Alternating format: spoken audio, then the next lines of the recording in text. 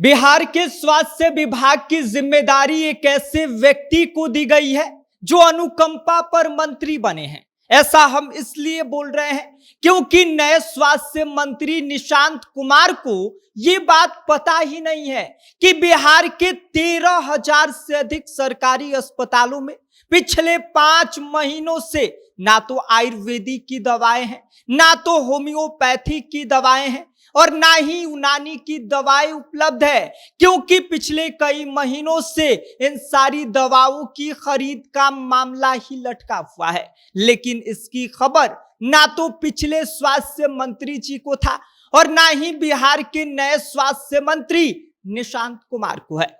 बिहार सरकार ये दावा करती है कि हम जनता का मुफ्त और संपूर्ण इलाज करते हैं, लेकिन मजे की बात ये देखिए कि जब दवाएं ही नहीं है तो इलाज फिर कहां से किया जा रहा है। आज की वीडियो में हम इसी पर विस्तार से बात करेंगे और बिहार के सरकारी अस्पतालों में दवाओं की कमी किस कदर है ये सब कुछ हम आपको दिखाएंगे। लेकिन उससे पहले नमस्कार, मेरा नाम विष्णु है और आप देख रहे हैं जनता जंक्शन। आपको बता दें कि जहां एक तरफ बिहार सरकार बड़े बड़े मंचों से दावा करती है कि सरकारी अस्पतालों में जनता को मुफ्त और संपूर्ण इलाज दिया जा रहा है, लेकिन अगर अस्पताल में इलाज के लिए जो जरूरी दवाइयां हैं वही न हो तो फिर यह दावा किस काम का। और हैरानी की बात यह है कि बिहार के जिला अस्पतालों से लेकर अतिरिक्त प्राथमिक स्वास्थ्य केंद्र तक पिछले 5 महीनों से आयुर्वेदिक, होम्योपैथिक और यूनानी चिकित्सा पद्धति की दवाइयां ही गायब है। जी हां, पूरे बिहार के लगभग 13,000 से अधिक सरकारी अस्पतालों और स्वास्थ्य केंद्रों में इन दवाइयों की आपूर्ति ही ठप पड़ गई है, लेकिन बावजूद इसके किसी भी जिम्मेदार व्यक्ति को इसकी चिंता नहीं है।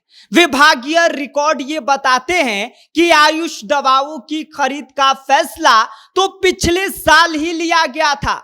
दिसंबर 2025 में Bihar medical services and infrastructure corporation limited को पत्र लिखकर दवाओं की खरीद करने का निर्देश भी दिया गया था, लेकिन आज स्थिति यह है कि इसका टेंडर तक नहीं जारी किया गया है। मतलब सरकार ने फैसला लिया, बाकायदा इसको लेकर पत्र भी लिखा गया, बैठकें भी चली, चाय नाश्ता भी हुआ होगा, लेकिन दवा खरीदने की जब बारी आई तो पूरा सिस्टम ही कोमा में चला गया। और इसका खामियाजा कौन भुगत रहा है? तो बिहार की गरीब जनता। बिहार सरकार पिछले साल मार्च में 2,901 आयुष चिकित्सकों की नियुक्ति की थी। फिलहाल राज्य भर में 4,000 से अधिक आयुष डॉक्टर तैनात हैं।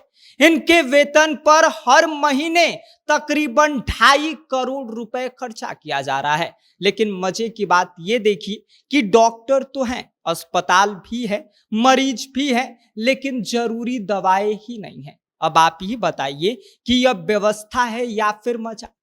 कई आयुष डॉक्टरों की मजबूरी तो ये हो गई है कि उन्हें आयुर्वेदिक, होम्योपैथिक और यूनानी दवाओं की जगह अंग्रेजी दवाएं लिखनी पड़ रही हैं। हिंदुस्तान की एक रिपोर्ट के अनुसार कैमूर सदर अस्पताल के एक आयुष चिकित्सक का यह कहना है कि मरीज आयुष दवाओं पर भरोसा करते हैं, लेकिन अस्पताल में दवा है ही नहीं, इसीलिए मजबूरी में दूसरी दवाएं लिखनी पड़ रही हैं। सोचिए उस मरीज की हालत जो उम्मीद लेकर सरकारी अस्पताल पहुंचता है, लेकिन डॉक्टर उससे आयुष दवा लिखता तो है, लेकिन अस्पताल के काउंटर पर जब वो दवा लेने जाता है तो जो वहां पर फार्मासिस्ट होता है वो जवाब ये देता है कि साहब यहां पर दवा उपलब्ध नहीं है, जाइए आप बाहर से ही खरीद लीजिए। अब आप खुद ही सोचिए कि अगर मरीज के पास इतना ही पैसे होते कि वो बाहर से दवा खरीद ले तो फिर वो सरकारी अस्पतालों में आता ही क्यों? यही वजह है कि कई जगह मरीज नाराज हो रहे हैं, हंगामा कर रहे हैं और सरकार के दावों पर सवाल उठा रहे हैं। क्योंकि मुफ्त इलाज का मतलब सिर्फ डॉक्टरों की मौजूदगी नहीं होता है, बल्कि दवाओं की उपलब्धता भी होती है। लेकिन अब सवाल बिहार के सीधे स्वास्थ्य मंत्री निशांत कुमार से है।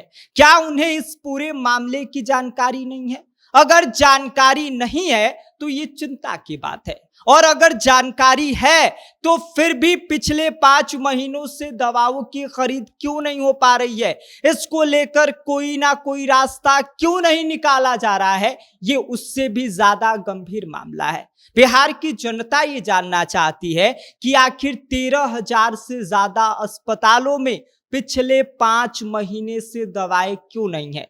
टेंडर क्यों नहीं निकाला गया?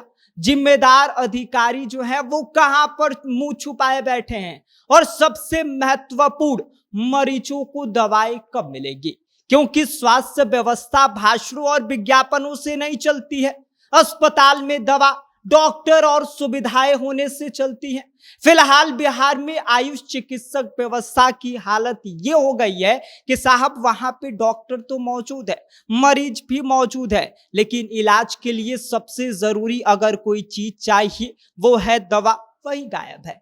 बाकी आप इस पूरे मामले को लेकर क्या सोचते हैं? क्या सरकार की यह लापरवाही है या फिर स्वास्थ्य व्यवस्था की सबसे बड़ी विफलता? इस पर अपनी राय हमें कमेंट कर दीजिए। आप देख रहे हैं जनता जंक्शन, मेरा नाम विष्णु है।